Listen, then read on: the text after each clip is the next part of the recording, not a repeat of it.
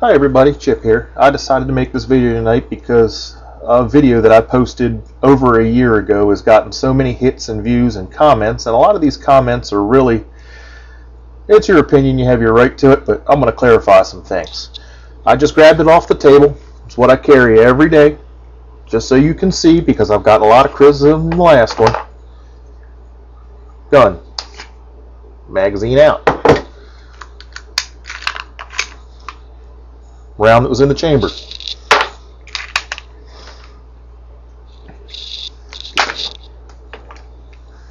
Got to line it up with the camera. It is empty. You can see the end of the pin in there. Okay. The video that I did was about this pistol, the Taurus PT145. I carry it daily. I mean, I really have no complaints about it other than the safety flaw, and I'm going to stick by the term safety flaw. Okay, I've gotten a lot of criticisms and stuff by my last video. On the last video, I did clear the gun before I did the video, but I've gotten a lot of people saying, blah, blah, you know. Well, you saw I cleared it, so if I do cover myself with the muzzle, I know it's unloaded. Now you know it's unloaded. Another thing is I completely agree with everybody, okay? The best safety is between your ears. Keep your booger hook off the bang switch. That's rule number one. Don't ever break it. The reason I made the last video is there's a lot of people out there, especially with, you know, the big Obama scare, he's going to do away with guns and all this. You know, there's a lot of people out there that have no education whatsoever about firearms going out and buying them.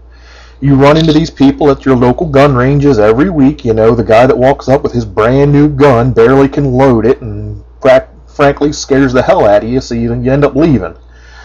But that's more who that video was geared towards. What I was talking about was the safety flaw on the PT145. I'm going to tip this down so I can show it easier. Okay, flip it around this way. Yes, I know it's unloaded. I just covered myself with the muzzle. But safety on it's right here. Okay, when the safety's on, you can't pull the trigger. It's the way it's supposed to be. Now here's the problem. A new shooter, a shooter that doesn't shoot a lot, a shooter that doesn't have the muscle memory to know to keep his finger off the trigger, or her, keep the finger off the trigger. You know, the proper way to activate it is to keep your finger alongside the gun when you're not shooting. Flip the safety up or flip the safety off. This don't go in here until you are ready to shoot. Okay, I mean basic rules of firearm safety. Treat every gun like it's loaded. Don't point at anything that you don't intend to destroy. Don't put your finger inside the trigger guard until the decision to fire has been made, and always know what's beyond your target. Four rules. If you never break these rules, you will never have a problem. There is no such thing as an accidental discharge. All discharges that are unintentional are caused by negligence. Okay? Now with the Taurus, if somebody that's not very familiar with shooting and just doesn't have the muscle memory to keep their finger up alongside, or just lightly rest their finger on the trigger, which a lot of people do, you see it at the ranges all the time, and activate the safety comes up in front of the trigger instead of behind it, thus allowing the trigger to be pulled and go off. Okay? Now I do call this a flaw. A lot of people disagree with me. Yes, Taurus put it in the owner's manual to keep your finger off the trigger, but in my eyes, a safety is just that. You should not be able to bypass a safety by any means. If your finger was on this trigger, you should not be able to activate the safety at all. You know, it's just inherently dangerous. Yes, people who know how to shoot know to keep their finger out of the trigger, but like I said, just go to a range any weekend and watch how many people scare you. That's tend to be why I shoot in my backyard and try to avoid going to the range.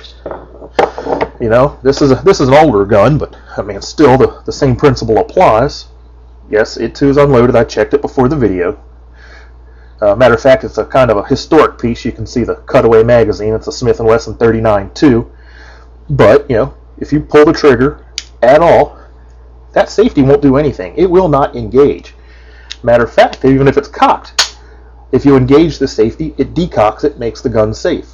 All my other firearms are like this, all the way down to the cheap little Raven with the twist type safety. You know, if that trigger is depressed at all, the safety will not activate, and that's the way it should be. You know, having something that could be, you know, whether caused just by inattention or stupidity, a safety device should not be able to be bypassed. And that was my point. And I watched a response to that video the other night, which actually kind of, it's your personal preference, but I don't know if people are actually aware of it. The PT145, yes, it's a striker-fired pistol, but it's not like a Glock and some of the other striker-fired pistols. Once you chamber a round, unlike a Glock, with a Glock or a lot of the other striker-fired pistols, the striker stays in a forward position, resting up against a block. In the Taurus, that is not true. In a Taurus, the striker is pulled rearwards and is cocked. It is under tension. And this person said that they carry the Taurus with the safety disengaged all the time, just like they would a Glock. Like I said, with a Glock, the pin is forward, it is not under tension, and it's resting against a block. With a Taurus, it is retracted and held back. And I mean, you can tell, sorry, I'm making this video kind of spur of the moment. I didn't really script it out. But you can see how much, you know, how easy the trigger. There's very little take up. Okay? So it's not double action or block safe action or whatever action, you know, the manufacturers call it. This is essentially single action right now. You pull, take the take up out of the trigger, very little pressure, and the gun goes off. Now, once it's fired, it goes into double action mode. The trigger pull was a lot harder. But this person says he carries it every day with the safety off. Well, if you're carrying it, you have a round in the chamber, which means that firing pin or striker in there is under tension. It's up to you if you like to carry it that way. I've seen on the message boards where people do, but I do carry mine with the safety up on. You know, and I've just spent enough time at the range and enough time dry firing and enough time in front of the mirror and taken enough classes where I've shot this firearm that it's pretty much second nature as the gun comes up out of the holster before I even start to rotate forward. As I rotate forward, the safety's coming off. And that's just called muscle memory, you know, so you don't forget to pull the safety off if you need it. It's just as soon as this gun comes out of the holster, you know, the standard practice for concealed carry, some people practice it, some people don't, is, you know, the gun's holstered on your side. Step 1. Step 2 is come up. Step 3 is rotate forward. Now, as I'm rotating forward, safety's coming off.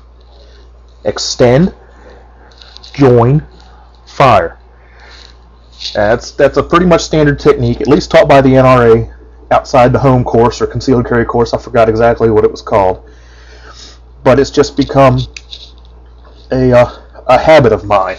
You know, it's cover, draw, rotate, and as I rotate, safety's dropping off. You can fire from here if you have to, but the next step is extend, join, fire. And then it is rotate the gun to the side, safe, reholster. And that's how they teach it in the class. But like I said, with this particular gun, with a chamber in the round, I think it's advisable to carry it with the safety on. Because like I said, unlike a Glock, the striker is under tension. It is pulled back. The only thing holding it back is the sear. There's very little take-up. Well, I don't have it cocked right now. There's very little take-up on the trigger. Or there's take-up on the trigger, but it's very light. It's not like a double action. Once the take-up's gone, it's a stiff break. It's good 4+ pounds, but it breaks. So the only thing holding that striker rearward is the sear. Other than that, I do carry the gun every day. You know, I've spent enough time shooting this thing. You know, you see people all over the message board saying that the magazines fall out and they've had this problem and they've had that problem and had to get parts from Taurus. This gun is about 3 years old now, and I guarantee I've put every bit of probably close to 1,800 rounds plus through it. It's holding up well. It's not showing much in the way of wear. The end of the sides and end of the slide are getting a little polished, which any gun will from being holstered and the heat from escaping gases. But other than that, I have nothing bad to say against the PT145. I just want to stress that it's just my opinion, but if you can accidentally bypass a safety, that's a flaw. You should not be able to bypass a safety. Whether you carry it with the safety on or safety off, you should not be able to bypass a safety. I'm sorry, but I have machines where I used to work that are better than this, so much to the point where you bump on the guard, the machine shuts down. But by no means should you be able to, an inexperienced shooter or one that's just not versed in proper technique, be able to accidentally bypass it. And I'm sure you know as well as I do, there's people going out there in certain states that don't have very much in the way of training requirements to go out there, get their carry permit, a couple weeks later after their background check comes in, be carrying a loaded firearm without much practice, and it just takes one brain fart to put your finger inside the trigger guard and you have an accident. That's going to land you in trouble. It's going to land you in court. It probably might land you in jail. But all I'm stressing is be safe, hit what you intend to hit, enjoy your sport, enjoy carrying. It's our right to do so. I love it. I practice it. But just be careful. That's all I ask. Be careful, and I just want to point this out that it can happen. Not to say you will do it. And I agree when everybody says keep your finger out of the trigger card, keep your booger hook off the bang switch, don't put your finger in there. I could do without the effing idiot part and are you dumb part, and yes, I know it's written in the manual, but come on. How many people read the manual to much stuff? A lot of people, you watch YouTube videos on here, I've seen people unboxing new guns and the first thing they do is pull the paperwork out. I watched this the other day of some guy from New Jersey, or it sounded like New Jersey or New York, pulled the paperwork out of the box, threw it right in a trash can, pulled the box out, and started showing the gun and covering it every way, and I already showed you, this is unloaded. He's showing it like this. Oh, here, look at these sights. He's pointing at his head like this before he ever even checked the chamber. Who's to say that wasn't a rental gun and there may still be one in there? I'm not trying to be a dick, but I just trying to get that point out there. That was the intent of that video, and I've really been flamed for it, but hey, it's actually worked out in my advantage because so many people have viewed that video, it's making me money on AdSense. So, you guys have a good one. Any questions, any opinions, throw them back at me. I'll be here. Have a good one.